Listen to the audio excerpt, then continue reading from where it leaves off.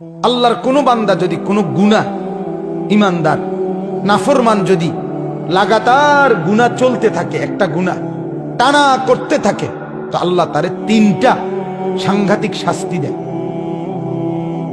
কথা বুঝছেননি আমার? মানে এক তো হলো আমার গুনাহ হয়ে গেছে, আমি ছেড়ে দিছি, আবার সাথে সাথে ভুল হয়ে গেছে। আরেকটা হলো গুনাহই আমার জিন্দেগি, আমি গুনাহটাকে, আল্লাহর এই নাফরমানিটাকে আমার জীবনের সাথে মিশিয়ে ফেলছি। এটাই আমার ধারাবাহিক 10 বছর, 5 বছর, 20 বছর, 6 মাস আমি একই রকম নাফরমানি করছি। এরকম যদি করো হয়, আল্লাহ যখন অসন্তুষ্ট হয়, ভাই ছেলেরা তোমরাও শোনো, আল্লাহ তখন তাকে 3টা সাংঘাতিক শাস্তি দেয়। কি কি? 1 নাম্বার, আদাল্লাহুল্লাহ, আল্লাহ তখন নিজে নারাজ হয়ে আল্লাহই তাকে পথভ্রষ্ট, গোমরা করে দেয়।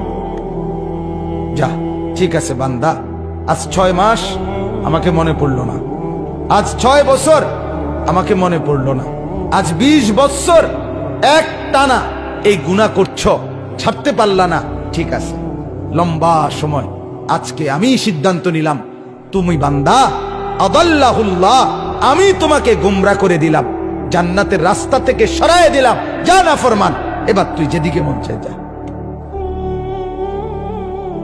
এটা আল্লাহ করে। 2, ওয়া খাতামা আলা সামঈহি ওয়া কলবি, কোরআনের আয়াত। আল্লাহ বলে 2 নম্বর শাস্তি দেই, গুনাহ যখন লম্বা হয়, নাফরমানি যখন দীর্ঘদিন হয়ে যায়, আমি আল্লাহ নারাজ হয়ে একদিন কান এবং অন্তর এই 2টার মধ্যে মোহর মেরে দিই। ওয়া খাতামা আলা সামঈহি ওয়া কলবি, কানে এবং অন্তরে আল্লাহ বলেন আমি মোহর মেরে দিই। অর্থাৎ তখন আর এই কান হকের কোনো কথা, আখিরাতের কোনো কথা শুনে না। এই অন্তর আল্লাহ, পরকাল, আখিরাত, মৃত্যু পরবর্তী মিজান, হাসর নসর কিছুই আর এই অন্তর বোঝে না, মোহর মেরে দেয়, একবারে সিল মেরে দেয়। 3, ওয়াজআলা আলা বাসারিহি গিশাওয়া, আল্লাহ বলে আমার নাফরমানি যখন বেড়ে যায়, আমি 3 নম্বরে চোখের সামনে পর্দা ফেলে দেই। আচ্ছা এবার বলেন তো, আপনি বলেন, একজন বুঝের মানুষও যদি ভাবেন, আপনি বলেন আল্লাহ যদি কাউকে পথ ভুলাইয়া দেয়, আল্লাহই যদি কারণ কান আর অন্তর মোহর মেরে দেয়, আল্লাহই যদি কারো চোখের সামনে পর্দা ফেলে দেয়, এবার তারে হেদায়েত দিবে কে? বলো না ভাই, তোমারে এবার আলোর পথ দেখাবে কে? তোমারে এবার জাহান্নাম থেকে বাঁচাবে কে? এই ঠিক এই কথাটাই আল্লাহ কোরআনে বলছে। এরপরে কথা এটাই, ফামান ইয়াহদিহি মিন বাদিল্লাহ, রব্বুল আলামিন বলে, বন্ধু আমি যাকে গোমরা করে দিলাম, আমি যার কান আর অন্তর মোহর মেরে দিলাম, আমি যার চোখের উপরে পর্দা ফেলে দিলাম, এবার বন্ধু বলেন তো, ফামান ইয়াহদিহি মিন বাদিল্লাহ, আমি আল্লাহকে বাদ দিয়ে বলেন তো এই নাফরমানকে হেদায়েত কে দিবে? কে দিবে? আর কোত্থেকে আলো পাবে? দুনিয়া তো চলবে বাপ। আপনি এবার বলেন, আমি রাগ করে নয়, বুঝার জন্য বলি, আজকে যার বয়স 60 বছর, 50 বছর যে মুরব্বীর বয়স, এবড়া এখনো বিড়ি খায়, আপনি মনে করেন তো এবড়ার এই নাফরমানিটা যে কতদিন ধরে? কথাটা বলেন, 60 বছর 50 বছর ধরে লাগাতার আপনি একই রকম বিড়ি খেয়ে যেতেছেন, সিগারেট খাইতেছেন। আজকে 30 বছর আপনি একই রকম চা দোকানে বসে টেলিভিশন নর্তকীর নাচ দেখেন, কথায় কথায় গালি দেন। আপনি বলেন তো চাচা, আপনার গন্তব্য কোন দিকে যাচ্ছে? বলেন, গুনাহ কত লম্বা হয়েছে বলেন তো? আজকে 20 বছর মনে করেন যার ঘরে রঙিন টেলিভিশন চলে, একই রকমের প্রতিদিন স্ত্রী ছেলে মেয়ে নাচ গান সিনেমা নাটক দৃশ্য উলঙ্গ পনা দেখে, এই ঘরের হালাতটা কি মনে হয়? কত গুনাহ কত বছর কথা বোঝেন নাই আমার? 20 বছরও আপনার গুনাহটা ছাড়বার কথা মনে হইল না।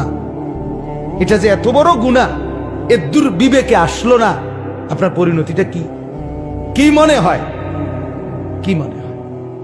আজ 30 বছর বাজারে ব্যবসা করে, 10 বছর ব্যবসা করে, প্রত্যেক দিন ওনার ব্যবসা একই জিনিস ওজনে কম দেয়, ঠকায়, মিথ্যা বলে, ধোকা দেয়।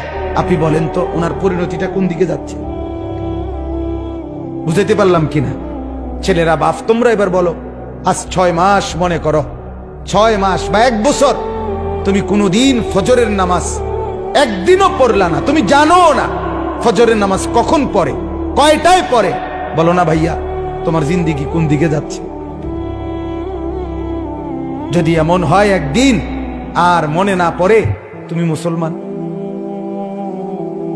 কি হবে তোমার?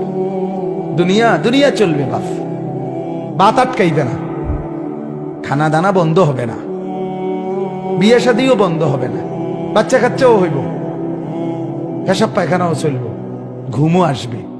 আখেরাত এগুলো তো আল্লাহ তাআলা, বাপ, এগুলো তো আল্লাহ কুত্তারও দেন।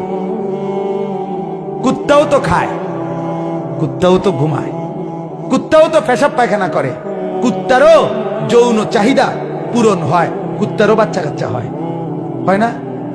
মা কথা কয় না তো? তুমি আলাদা? আলাদা কি বলো ভাইয়া? হ্যাঁ, এজন্য বাপ, একজন হলে একজনই ভাবো, একজনই ভাবো, সবাই ভাববে না। আল্লাহ কোরআনেই বলছে অধিকাংশ গাফেল, অধিকাংশ গাফেলই থাকবে। ইবলিস আল্লাহকে বলছে, আল্লাহ আমারে তাড়াইয়া দিলেন, যাইতেছি গা, তবে মনে রাখেন আপনার বান্দার ডানে বামে সামনে পিছনে চতুর্দিক থেকে আমি গুনার কুমন্ত্রণা তাকে দেব, ফলে আপনার বেশিরভাগ বান্দা আপনার অনুগত পাবেন না। ওয়ালা তাজিদু আকসারাহুম শাকিরিন, বেশিরভাগ পাবেন না। এ তো আগের কথা, আল্লাহ কাছে ইবলিস বলে রাখছে। কিন্তু একজনই ভাবেন। আপনি বলেন না আপনার ছেলের গতি কোন দিকে? আমি কিছুদিন আগে চাচা এক জায়গায় মাহফিলে গেছি, এক জেলায়, আমি নাম বলতেছি না। ওনাদের বাবা, কথা শুনেন, 6 সন্তান, ওনাদের বাবা ওই জেলার শ্রেষ্ঠ আলেম ছিলেন, বড় মাদ্রাসার প্রতিষ্ঠাতা। ওই মাদ্রাসার মাহফিলে গেছে, 6 ছেলেই লন্ডন থাকে, তার মধ্যে 4 জন দেশে আসছে ওই মাহফিল উপলক্ষে। 4 জনের চেহারার দিকে আমি তাকাইয়া দেখলাম, একজনের চেহারা তো ন্যূনতম কোনো দাড়ি নেই, এবং শার্ট প্যান্ট এভাবে পরা, আজকে মাহফিল উপলক্ষে মনে হয় যেন নতুন করে শেভ করছে, স্পেশাল শেভ দিছে। কথা বুঝছেন? আহা, আপনি বলেন তো, আপনি ভাবেন তো, এই বাবার ছেলেরা যদি এভাবে ইসলাম ভুলে যায়, এদের সন্তান, কথা বোঝেন নাই আমার, এদের পরবর্তী জেনারেশন, এর পরের জেনারেশন আর চিনবে ইসলাম? 50 বছর পরে কি হইতে পারে? ছেলেরা এবার তোমরাও বলো ভাই, আমার অনুরোধ ভাই, আমি খুব বেশি আহাজারি করি, তোমরা এই ছেলেরা তোমরা বলো, তোমরা যদি জীবন এমন হয় তোমাদের এই বয়সে, তোমরা যদি সারা দিন মোবাইলেই ছবি দেখো, নাচ দেখো, গান দেখো, সিনেমা দেখো, নর্তকী দেখো, এক ওয়াক্ত নামাজ পড়তে যদি মন না চায়, তো তোমার সামনে যে জেনারেশন আসবে, আমি যেমন আমার বাবার ছেলে, আমারও তো এখন 4টা ছেলে মেয়ে, কথা বলেন না কেন? তো তোমার সামনে তো চিরেই আগামী 20 বছর পরে, আগামী 30 বছর পরে তোমরাও ছেলেরা, তোমাদেরও তো জেনারেশন আসবে। আল্লাহ চাহে তো তোমরাও তো বিয়ে করবে, তোমরাও তো ইনশাআল্লাহ সন্তানের বাবা হবে। তুমি ভাবো তো, তোমার আখলাক যদি এমন হয়, তো তোমার সন্তানটা কি করবে তখন? তুমি বাবা হয়ে যদি কোনদিন ফজরের নামাজ না পড়ো, ও তো চিনবেই না নামাজ, ও তো আখেরাত চিনবেই না, ও তো পরকাল চিনবেই না, ও তো আল্লাহ চিনবেই না। এজন্য দয়া করো, দয়া করেন বাবারা, আপনাদেরকেও বলি, আপনি আপনার ছেলের দিকে নজর দেন, মেয়ের দিকে নজর দেন, স্ত্রীর দিকে নজর দেন, এটা জিম্মাদারি। ফালিযালিকা ফাদউ, দাওয়াত দেন, আল্লাহর দিকে দাওয়াত দেন, তাহলে নিজের স্ত্রী, নিজের ছেলে, নিজের মেয়ে, নিজের পাড়া, নিজের মহল্লা, নিজের এলাকা, এক উম্মতের দায়িত্ব আমাদের তো শুধু এতটুকুও না, সারা পৃথিবী দাওয়াত দেওয়া, সমস্ত মানুষকে আল্লাহর দিকে ডাকা, এটাই আমাদের জিম্মাদারি। সেই ব্যাপক দায়িত্ব আমাদের, সেখানে আমরা কিছুই না করলে আল্লাহর কাছে কি জবাব দিব বলে?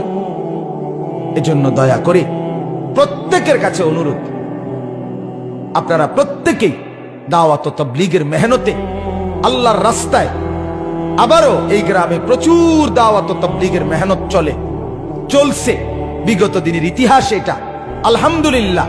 আমরা অনুরোধ করব আপনাদের এই ঐতিহ্য দাওয়াত ও তাবলীগের এই মেহনত আপনারা আগামী দিনেও চালু রাখবেন, বলেন ইনশাআল্লাহ। আপনাদের এই ছেলেগুলোকে প্রত্যেকটাকে দাওয়াত ও তাবলীগের সাথীদের সাথে জুড়ায় দেন, আল্লাহর দ্বীনের পথ ধরায় দেন। তবে শুধু খেয়াল করেন এতটুকু, দেখবেন ইনশাআল্লাহ এদের চেহারা বদলে যাবে, এদের আখলাক বদলে যাবে। এরা মুসলমান, এদের বাবা মুসলমান, এদের মা মুসলমান। এরা জন্মের পরে কানে নর্তকীর আওয়াজ শুনে নাই, আজান শুনছে, গান শুনে নাই। এরা এদেরকে গুনাহ ভুলায় দিছে, নারীর ফাঁদ ভুলায় দিছে। ইনশাআল্লাহ ধুয়ে মুছে সাফ করে দিলে দিল আবার স্বচ্ছ আয়নার মতো পরিষ্কার হবে, আল্লাহর জন্য জান বাজি করে লড়বে ইনশাআল্লাহ। লড়বে, এই ছেলেরাই লড়বে, এই ছেলেরাই লড়বে। সারা দেশ জুড়ে আলহামদুলিল্লাহ মুসলমানের অগণিত যুবক আল্লাহর দ্বীনের জন্য এগিয়ে আসতেছে, বলেন আলহামদুলিল্লাহ। অতএব দাওয়াত, এই মিশন আপনারা প্রত্যেকেই আপনাদের জীবনে বাস্তবায়ন করবেন।